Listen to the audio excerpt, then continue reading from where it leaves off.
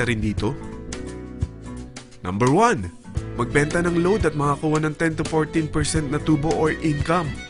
Kapag naubos ang laman ng load wallet mo, ay pwede kang mag-replenish nito sa kahit saang branch ng BPI, BDO, Metrobank, at Union Bank, sa V-Mobile office, or sa fellow technopreneur or dealer. Number 2.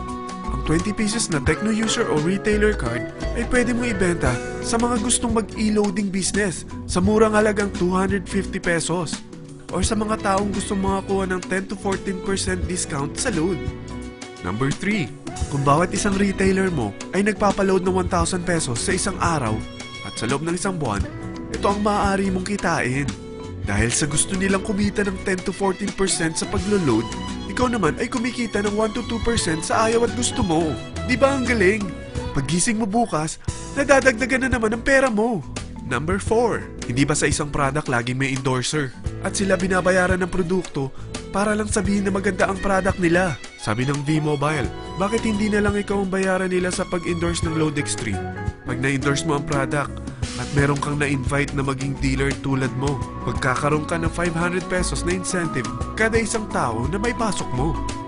Number 5. Pag meron kang invite na nag-pair, magkakaroon ka ng 500 pesos bonus kada isang pair, pati na rin sa makukuha ng mga teammates mo sa A and B side. Kada dalawang invite na nag-pair, meron kang 500 pesos na bonus. Kahit hindi na ikaw ang nag-invite sa kanila, basta nasa A side at B side mo at nag-pair, may bonus ka pa rin. Sa dami ng mga kaibigan mo sa mga social networking sites, hindi ba? Napakadaling i-endorse nito. I-share mo lang yung business mo sa mga taong gusto rin kumita katulad mo. Huwag mo isipin na dahil nauna ang iba sa V-Mobile, lalong lumalaki ang kinikita nila. Dahil meron tayong tinatawag na safety net, ang maximum na pwede mong kitain sa isang araw ay 30,000 pesos. O in 1 week, 270,000 pesos.